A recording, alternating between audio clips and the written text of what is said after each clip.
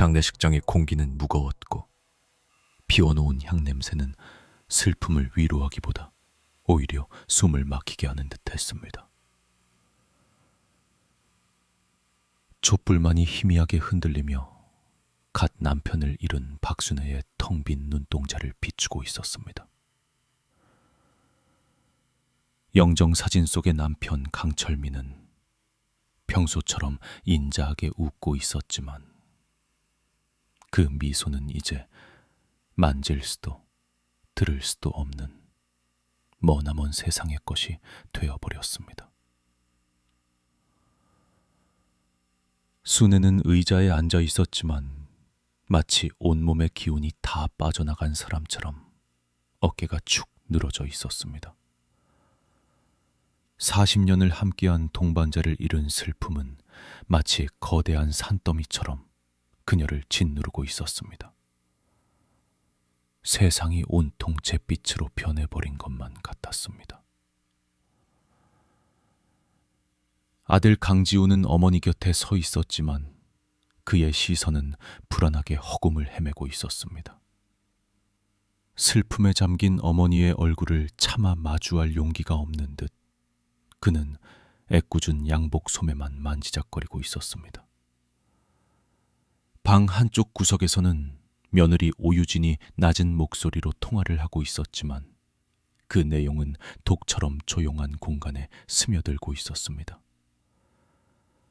유진은 조문객들의 눈치를 살피는 척하면서도 전화기 너머의 상대에게는 조금의 망설임도 없이 차가운 말을 내뱉었습니다. 네, 집은 내일이라도 바로 보여줄 수 있어요. 동네가 좋아서 금방 나갈 거예요. 시어머니요. 걱정 마세요. 저희가 다 알아서 했어요. 햇볕도 잘 안 드는 반지하 단칸방 하나 구해놨으니까요. 어머님 혼자 계신데 넓은 집은 사치죠. 짐도 별로 없으시니 이사도 금방 끝날 거예요. 유진의 목소리에는 시아버지의 죽음에 대한 애도나 시어머니에 대한 연민은 한 조각도 찾아볼 수 없었습니다. 오직 자신들의 계획이 순조롭게 진행되고 있다는 만족감만이 묻어났습니다. 마치 낡고 쓸모없어진 가구를 처분하듯 그녀는 시어머니의 거처를 아무렇지 않게 이야기하고 있었습니다. 그 얼음장 같은 말들은 정확히 순애의 귀에 날아와 박혔습니다. 반지하 단칸방. 남편의 온기가 채 가시지도 않은 이 집에서 쫓겨나 평생 살아본 적 없는 차가운 지하방으로 가야 한다는 말이었습니다. 순간 순애의 세상이 빙글 도는 것 같았습니다. 귀가 먹먹해지고 눈앞이 캄캄해졌습니다. 이게 꿈인가? 아니면 내가 잘못 들은 것인가? 그녀는 믿을 수 없다는 표정으로 며느리를 돌아보았습니다. 자신을 바라보는 시어머니의 시선을 느낀 유진은 아무렇지 않게 전화를 끊고는 오히려 왜 그러시냐는 듯한 표정을 지었습니다. 아들 지훈 역시 어머니가 모든 것을 들었다는 사실을 알아차렸습니다. 그의 얼굴에는 당황스러움과 부끄러움, 그리고 아내에게 아무 말도 하지 못하는 무력감이 뒤섞여 스쳐 지나갔습니다. 그는 황급히 어머니의 시선을 피하며 고개를 떨구었습니다. 그 침묵은 아들이 며느리의 잔인한 계획에 동의했다는 것을 의미했습니다. 순간 장례식장의 무거운 공기가 사라지고 사흘 전 병실의 소독약 냄새가 코를 찔렀습니다. 창백한 불빛 아래 남편 철민은 앙상한 손으로 순애의 손을 힘겹게 붙잡고 있었습니다. 생명의 마지막 불꽃을 태우듯 그는 가쁜 숨을 몰아쉬며 아내에게 속삭였습니다. 그의 목소리는 기계 소리에 묻혀 겨우 들릴 정도로 작았지만 그 내용은 순애의 심장에 똑똑히 새겨졌습니다. 순애야, 내 말 잘 들어. 우리 집 작업실에 내가 늘 잠가두던 낡은 연장 상자 있잖아. 그 안에 내 모든 것이 담겨 있어. 잠시 숨을 고르더니 말을 이었습니다. 열쇠는 우리가 젊었을 때 함께 읽던 낡은 책 속에 숨겨두었어. 당신에게 주는 내 마지막 선물이야. 꼭 찾아서 열어봐야 해. 약속해줘. 남편은 그 말을 끝으로 더 이상 눈을 뜨지 못했습니다. 순애는 그때 남편의 말뜻을 제대로 이해하지 못했습니다. 평생을 성실하게 일했지만 가난을 벗어나지 못했던 남편이 남길 선물이란 게 과연 무엇일까? 하지만 지금 아들과 며느리의 배신 앞에 선 그녀에게 남편의 마지막 유언은 단순한 선물이 아니라 이 절망적인 상황을 벗어날 유일한 희망의 끈처럼 느껴졌습니다. 며느리가 말한 반지하 단칸방의 차가운 이미지가 머릿속을 맴도는 가운데 순애는 낡은 책 속에 숨겨져 있을 작은 열쇠와 남편이 남긴 마지막 선물의 비밀을 떠올리며 입술을 굳게 깨물었습니다. 슬픔에 잠겨 있을 시간은 없었습니다. 그녀는 이제 혼자 싸워야 했습니다. 화면이 잠시 어두워지고 하얀 글씨가 떠오릅니다. 이 이야기는 실제 사연을 바탕으로 재구성되었습니다. 잠시 후 따뜻한 목소리가 들려옵니다. 이야기를 계속하기 전에 잠시 시간을 내어 구독 단추와 종 모양 그림을 눌러주시면 앞으로도 삶을 바꾸는 감동적인 이야기들을 놓치지 않으실 수 있습니다. 그리고 댓글로 어느 구장에서 이 영상을 보고 계신지 남겨주시겠어요? 여러분의 이야기가 얼마나 멀리까지 퍼져나가는지 함께 보고 싶습니다. 오늘 이야기의 주인공 박순애 어르신은 남편의 장례식이 자신의 기나긴 시련의 시작이 될 줄은 꿈에도 몰랐습니다. 박순애 어르신은 올해 68이었습니다. 꽃다운 나이의 시집과 한평생을 남편과 아들만을 바라보며 살아온 이 땅의 평범한 어머니였습니다. 그녀의 남편 강철민은 말수가 적고 무뚝뚝했지만 손재주 하나만큼은 누구도 따라올 수 없는 목수였습니다. 40년 전 그는 아내와 갓 태어난 아들을 위해 황무지나 다름없던 땅에 손수 흙을 나르고 기둥을 세워 지금의 집을 지었습니다. 집안 곳곳에는 남편의 땀과 순애의 정성이 배어 있었습니다. 아들 강지우는 그런 부모님의 자랑이자 삶의 이유였습니다. 번듯한 대학을 나와 좋은 회사에 다니는 아들을 볼 때마다 순애는 세상의 모든 것을 가진 듯 행복했습니다. 하지만 야심 많고 허영심 강한 며느리 오유진을 만난 후부터 착하기만 하던 아들은 조금씩 변하기 시작했습니다. 어머니의 낡은 옷차림을 부끄러워하고 친구들 모임에 어머니를 데려가는 것을 꺼렸습니다. 장례 절차가 모두 끝나고 집에 돌아오자마자 유진과 지우는 기다렸다는 듯이 순애를 식탁에 앉혔습니다.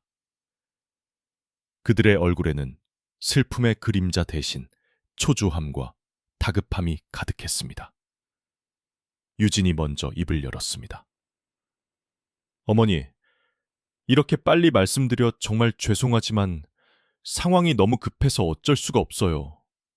저희가 큰 빚을 졌어요. 순애는 아무 말 없이 며느리를 바라보았습니다. 최근에 가상화폐라는 것에 투자를 했는데 그게 잘못돼서 빚이 5억 원이나 생겼어요. 매일 빚 독촉하는 사람들이 찾아와서 저희도 죽을 지경이에요. 유진의 목소리는 절박했지만 그 눈빛에서는 진심 어린 뉘우침보다는 계산적인 무언가가 느껴졌습니다. 아들 지후는 어머니의 눈을 마주치지 못하고 고개를 숙인 채 말했습니다. 그 사람들이 집에까지 찾아오겠다고 협박하고 있어요. 만약 이 집을 팔아서 빚을 갚지 못하면 저희는 정말 끝장이에요, 어머니. 집을 팔아. 순애의 목소리가 가늘게 떨렸습니다.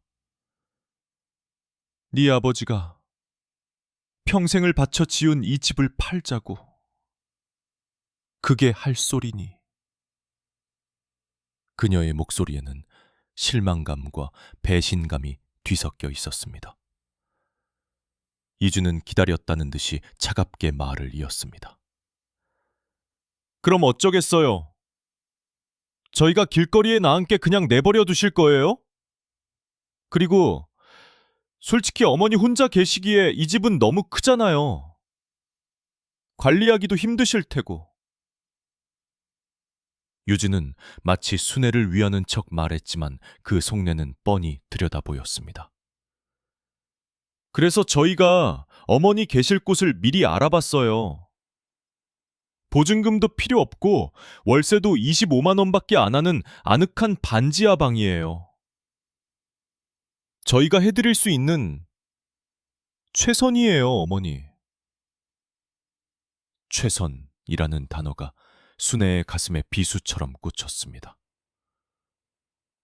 40년간 자신의 모든 것을 바쳐 키운 아들과 며느리가 자신에게 베푸는 최선이 햇볕도 들지 않는 차가운 지하방이라니 순애는 더 이상 아무 말도 할 수 없었습니다.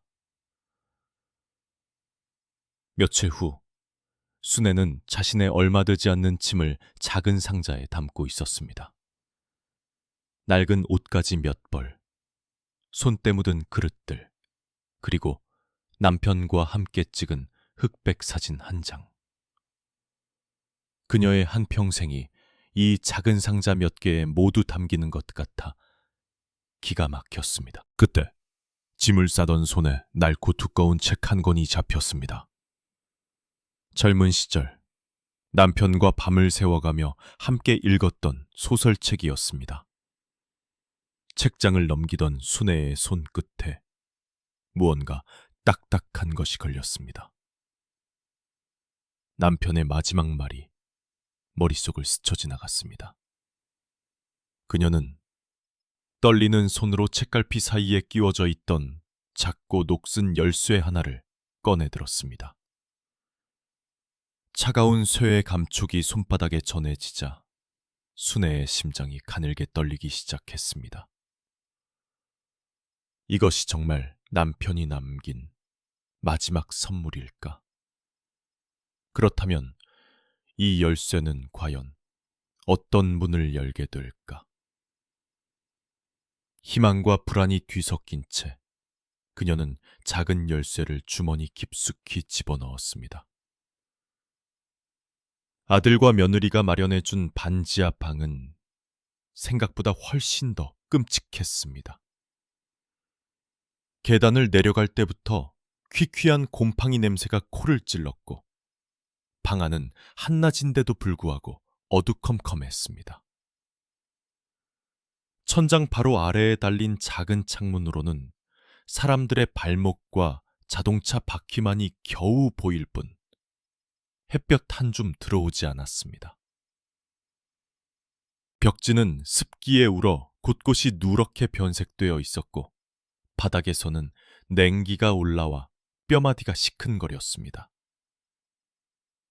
40년간 살았던 햇살 가득하고 남편의 온기가 남아있던 집과는 너무나도 다른 공간이었습니다. 순애는 짐 상자 위에 멍하니 앉아 있었습니다. 이곳에서 남은 생을 보내야 한다는 사실이 도저히 믿기지 않았습니다. 마치 살아있는 채로 무덤에 갇힌 기분이었습니다. 며느리는 마치 큰 선심이라도 쓰는 듯 어머니, 좁아도 있을 건 다 있어요. 이만하면 혼자 지내시기엔 충분하죠? 라는 말을 남기고 서둘러 떠나버렸습니다. 그들의 뒷모습에서 미안함이나 죄책감은 찾아볼 수 없었습니다. 그날 밤 순애는 뜬 눈으로 밤을 새웠습니다. 윗집에서 들려오는 시끄러운 소음과 벽을 타고 흐르는 물소리 때문에 잠을 이룰 수가 없었습니다. 칠흑 같은 어둠 속에서 그녀는 주머니에 넣어두었던 작은 열쇠를 만지작거렸습니다. 남편의 마지막 유언이 귓가에 맴돌았습니다. 이대로 주저앉아 있을 수만은 없었습니다. 남편이 남긴 것이 무엇인지, 그것이 자신을 이 절망의 구렁텅이에서 꺼내줄 수 있을지 확인해야만 했습니다. 새벽이 오기를 기다려 순애는 아무도 몰래 반지하 방에 빠져나왔습니다. 아직 어둠이 채 가시지 않은 길을 걸어 익숙한 옛집으로 향하는 그녀의 발걸음은 무거웠지만 마음속에는 작은 불씨 하나가 타오르고 있었습니다. 혹시 잊고 온 물건이 있다는 핑계를 대기 위해 일부러 낡은 냄비 하나를 챙겨들었습니다. 이미 다른 사람에게 팔렸을지도 모른다는 불안감에 떨며 도착한 집은 다행히 아직 비어 있었습니다. 순애는 익숙하게 대문을 열고 안으로 들어섰습니다. 집안은 며칠 사이에 온기가 모두 사라지고 텅 비어 있었습니다. 그녀는 곧장 남편의 손때가 묻은 작은 작업실로 향했습니다. 작업실 구석에는 남편이 늘 보물상자라고 부르며 아끼던 낡은 연장상자가 먼지를 뒤집어 쓴 채 놓여 있었습니다. 자물쇠는 세월의 흔적을 말해주듯 빨갛게 녹슬어 있었습니다. 순애는 떨리는 손으로 주머니에서 열쇠를 꺼내 자물쇠 구멍에 조심스럽게 밀어 넣었습니다. 철컥 하는 소리와 함께 굳게 닫혀있던 자물쇠가 마침내 열렸습니다. 그녀는 마른 침을 삼키며 무거운 상자 뚜껑을 들어 올렸습니다. 상자 안에는 낡은 대패와 망치, 그리고 크고 작은 연장들이 가득했습니다. 실망감이 밀려오는 순간 그녀는 연장들 아래에 숨겨져 있던 작은 나무 상자 하나를 발견했습니다. 철민 씨, 당신 대체 여기에 뭘 숨겨둔 거예요? 순애는 떨리는 목소리로 중얼거리며 나무 상자를 조심스럽게 열었습니다. 하지만 상자 안에는 기대했던 돈이나 값비싼 물건은 들어있지 않았습니다. 대신 수십 장의 낡은 복권 종이들이 빼곡히 들어차 있었습니다. 남편은 평생을 가난하게 살면서도 언젠가 큰 행운이 찾아올 것이라는 희망을 버리지 않고 매주 복권을 사모으곤 했습니다. 복권에 적힌 숫자들은 한결같이 순애의 생일, 아들 지훈의 생일, 그리고 그들의 결혼 기념일이었습니다. 순애는 허탈한 웃음을 지었습니다. 결국 남편이 남긴 마지막 선물은 이룰 수 없었던 꿈의 조각들이었던 걸까? 그런데 그 낡은 복권들 맨 위에 유독 빳빳하고 깨끗한 복권 한 장이 놓여 있었습니다. 남편이 세상을 떠나기 바로 일주일 전에 산 것이었습니다. 순애는 무심코 그 복권을 집어들었습니다. 어차피 맞지 않을 것이 뻔했지만 남편의 마지막 흔적이라 생각하니 차마 버릴 수가 없었습니다. 그때 무언가에 이끌린 듯 그녀는 주머니에서 휴대폰을 꺼냈습니다. 혹시나 하는 아주 작은 희망을 품고 마지막 추천 번호를 확인하기 시작했습니다. 순애는 어둡고 축축한 반지하 방 바닥에 주저앉은 채 자신의 눈을 의심했습니다. 휴대폰 화면에 떠있는 당첨번호와 손에 들린 복권 속 숫자들이 한치의 오차도 없이 정확하게 일치했습니다. 하나, 둘, 셋. 6개의 숫자가 모두 똑같았습니다. 1등. 당첨금은 무려 150억 원이었습니다. 평생 만져보기는커녕 상상조차 해본 적 없는 거대한 금액이었습니다. 순간 순애의 머릿속이 하얗게 비는 듯 했습니다. 기쁨보다는 거대한 충격과 혼란이 그녀를 덮쳤습니다. 남편은 알고 있었을까? 자신이 죽기 전에 이 엄청난 행운을 맞이했다는 사실을. 그래서 그토록 자신에게 마지막 선물을 확인하라고 신신당부했던 것일까? 바로 그때 갑자기 눈앞이 핑 돌며 심한 현기증이 몰려왔습니다. 순애는 급히 차가운 벽에 등을 기댔습니다. 최근 몇 달간 계속되었던 피로감과 어지럼증이 단순한 스트레스 때문이 아니라는 불길한 예감이 들었습니다. 그렇게 며칠이 흘렀습니다.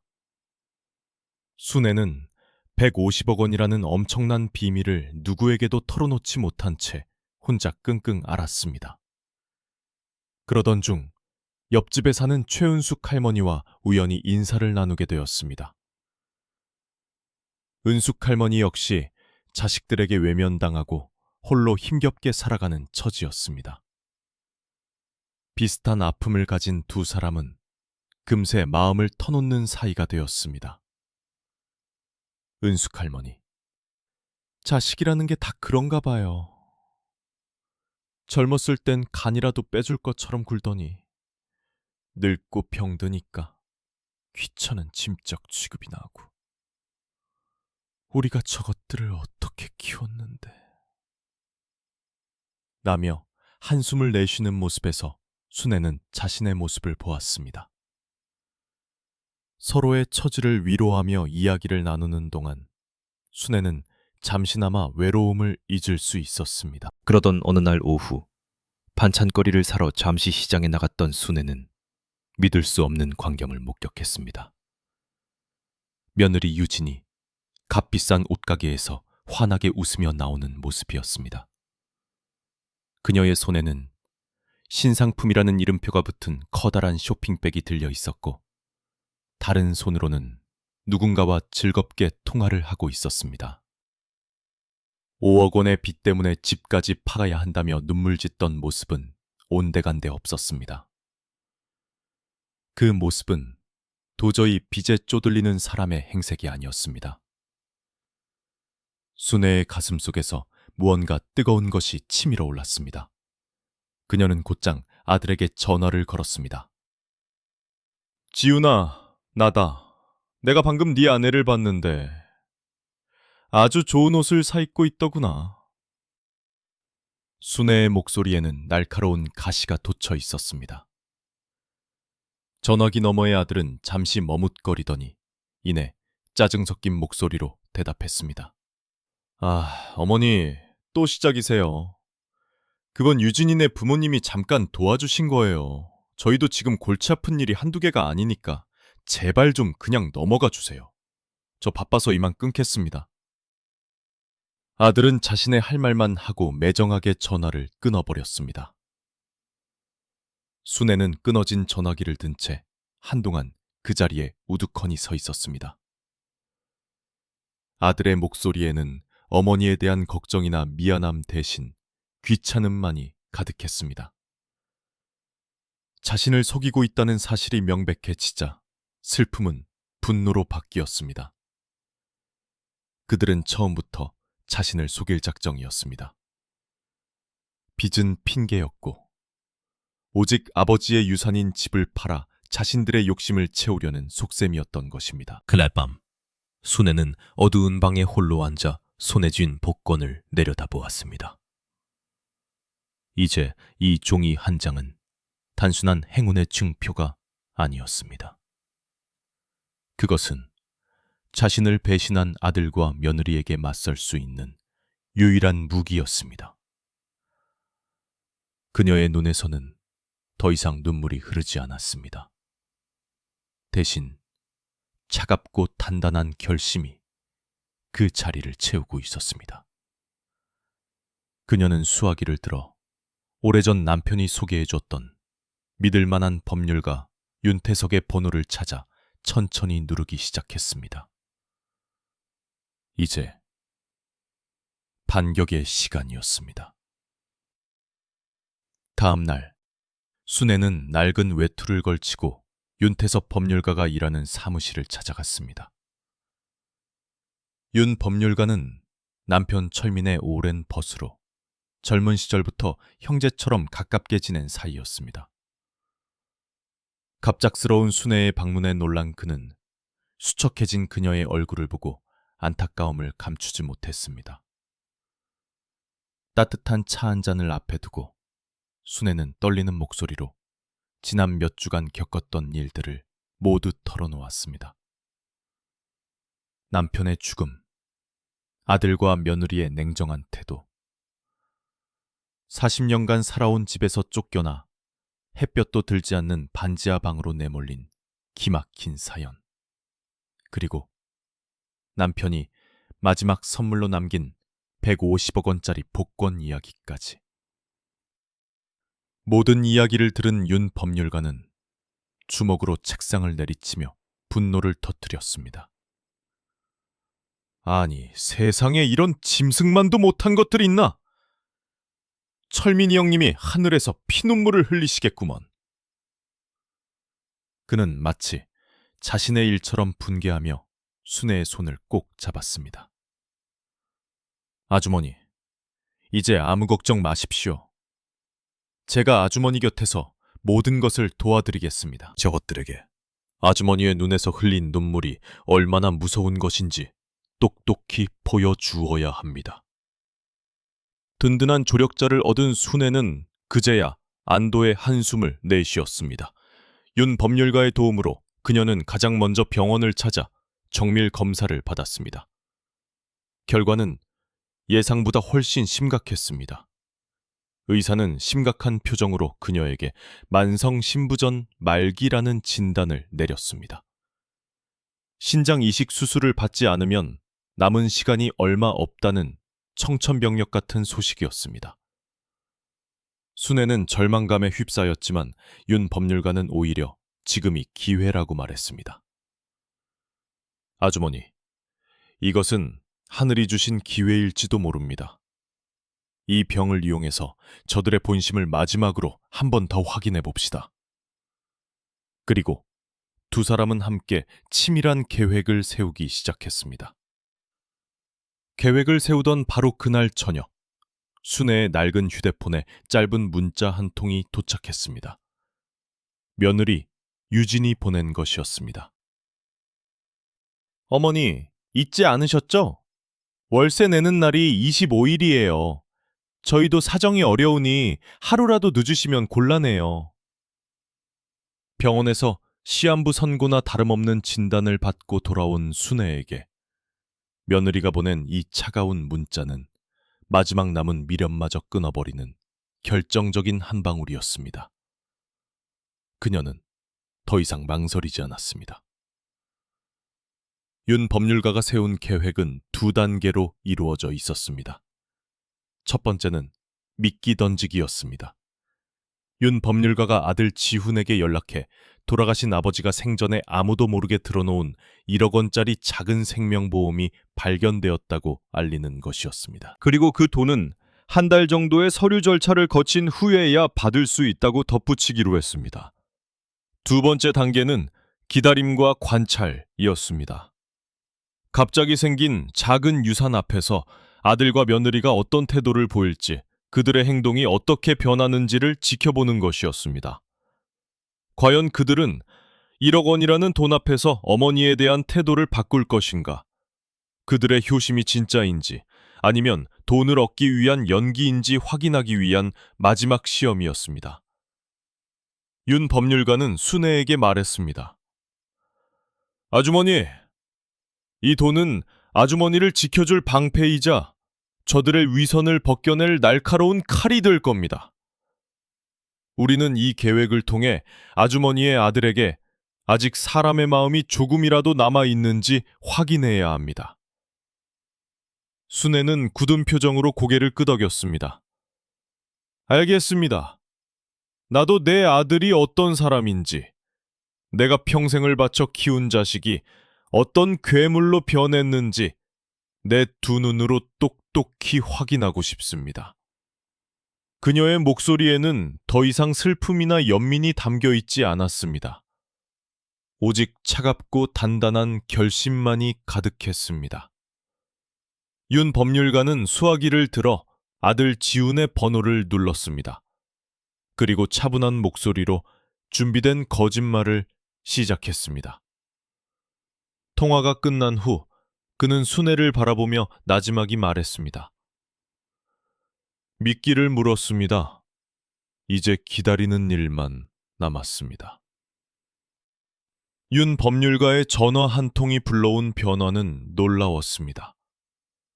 바로 다음 날 아침, 순애의 반지하방 문을 두드리는 소리가 요란하게 울렸습니다. 문을 열자.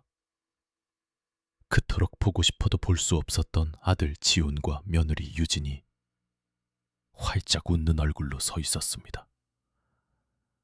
그들의 양손에는 값비싼 과일 바구니와 몸에 좋다는 건강식품 상자들이 가득 들려 있었습니다. 마치 오랫동안 어머니를 찾아뵙지 못한 죄라도 씻으려는 듯 그들의 표정은 과장된 염려와 걱정으로 가득 차 있었습니다. 유진은 순애의 손을 덥석 잡으며 호들갑을 떨었습니다. 어머니, 그동안 얼마나 고생이 많으셨어요. 저희가 너무 무심했죠.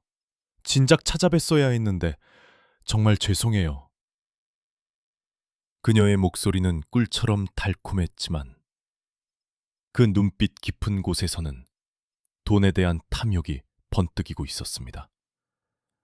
그날부터 두 사람의 지극정성인 효도 연기가 시작되었습니다. 유진은 매일같이 찾아와 곰팡내 나는 방 구석구석을 쓸고 닦았고 시장에 가서 순애가 좋아하는 반찬거리를 사와 진수성찬을 차렸습니다. 아들 지우는 퇴근길에 꼭 들러 어머니의 뭉친 어깨를 주무르며 어머니, 어디 불편한 곳은 없으세요? 필요한 거 있으시면 뭐든지 말씀만 하세요. 저희가 다 해드릴게요. 라고 살갑게 굴었습니다. 그들은 약속이라도 한 듯 돈 이야기는 단 한마디도 꺼내지 않았습니다. 대신 자신들이 얼마나 어머니를 걱정하고 있으며 이런 끔찍한 곳에 어머니를 모신 자신들의 행동을 얼마나 후회하고 있는지에 대해 끊임없이 이야기했습니다. 마치 잘 짜인 연극의 주인공들처럼 두 사람은 완벽한 효자 휴부의 모습을 연기했습니다. 순애는 그들의 위선적인 행동에 속으로 구역질이 치밀었지만 겉으로는 아무것도 모르는 척 연기했습니다. 그녀는 갑작스러운 자식들의 관심에 감격한 몸이 아프고 외로운 늙은 어머니의 역할을 완벽하게 소화해냈습니다. 유진이 차려준 밥을 맛있게 먹으며 아이고, 우리 며느리 음식 솜씨가 이렇게 좋은 줄 몰랐네. 네 덕분에 입맛이 다 도는구나. 라고 칭찬했고 아들이 어깨를 주무를 때면 우리 아들 다 컸네. 엄마 생각해주는 건 역시 아들밖에 없어. 라며 눈물을 글썽이기까지 했습니다.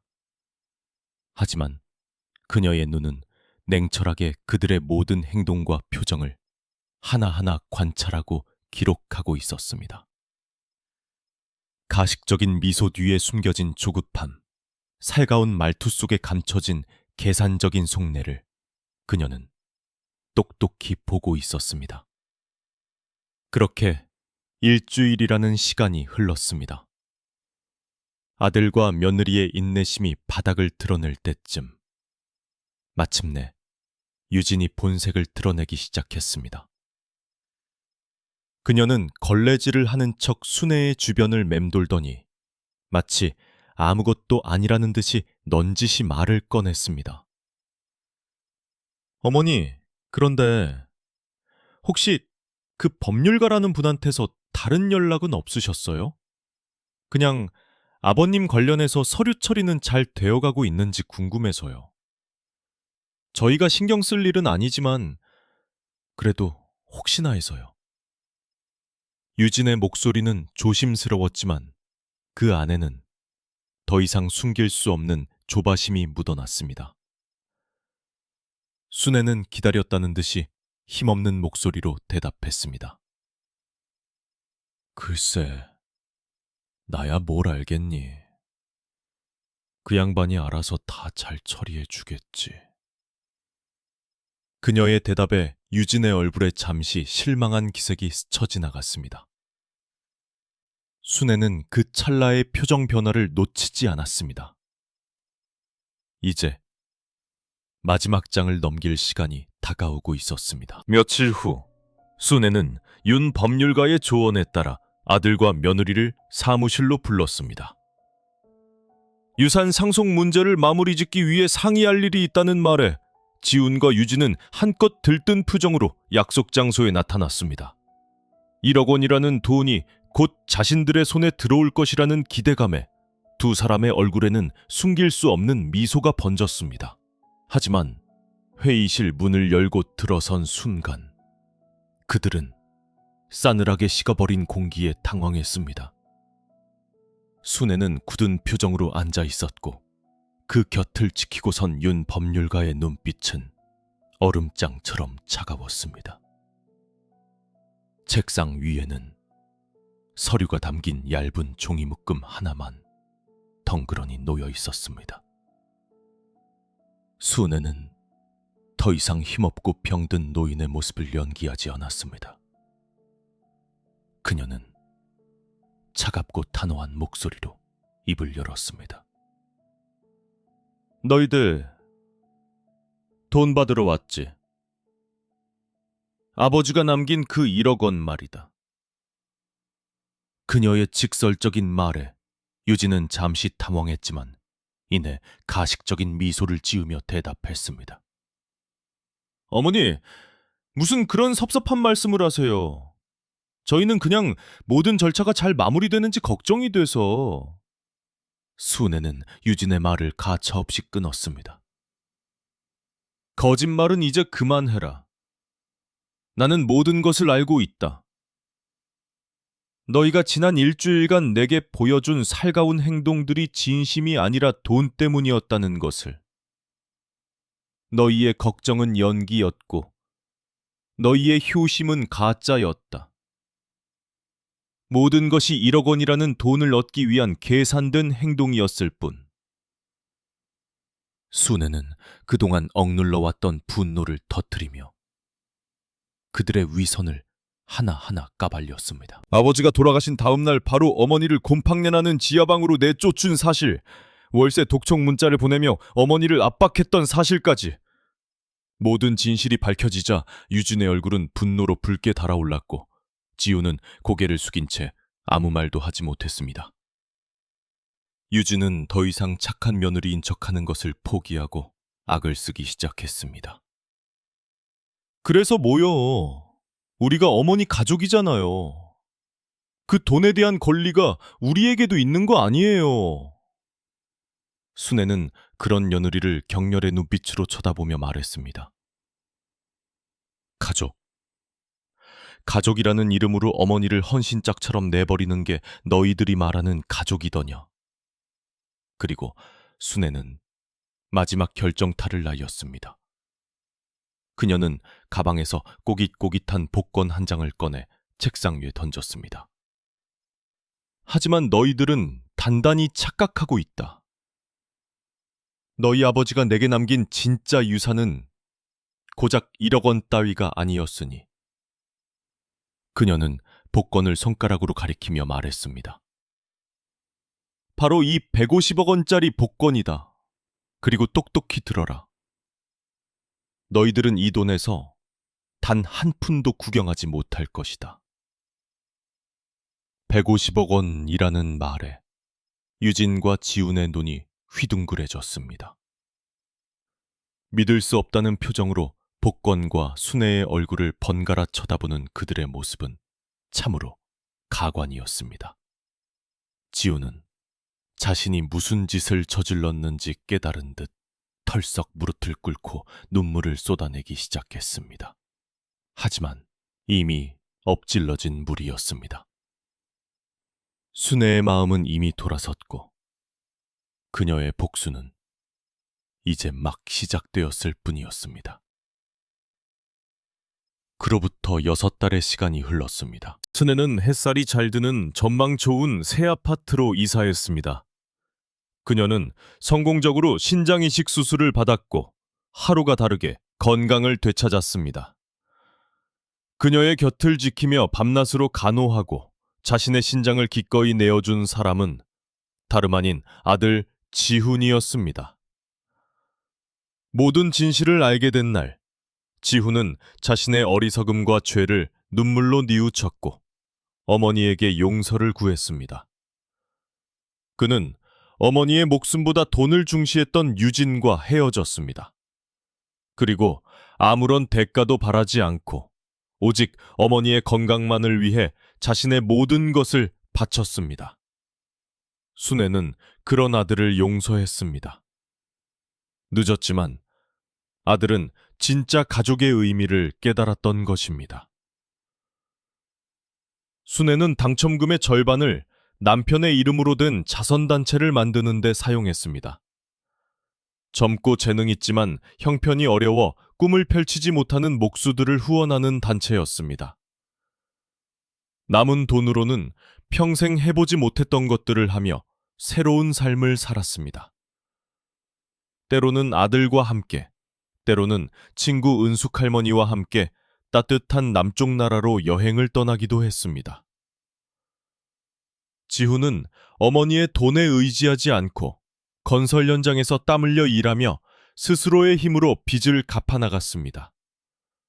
그는 어머니 곁에 머물며 잃어버렸던 아들의 자리를 되찾았습니다. 순애는 마침내 돈보다 더 소중한 것을 얻었습니다. 바로 잃어버렸던 아들과 진정한 행복이었습니다. 오늘 이야기가 여러분의 마음에 작은 울림을 주었다면 구독과 좋아요를 꼭 눌러주세요. 여러분의 따뜻한 응원은 저희에게 큰 힘이 됩니다. 주변에 힘들어하는 이가 있다면 이 이야기를 공유하며 따뜻한 위로를 전해보는 것은 어떨까요? 다음에도 더욱 감동적인 이야기로 찾아뵙겠습니다.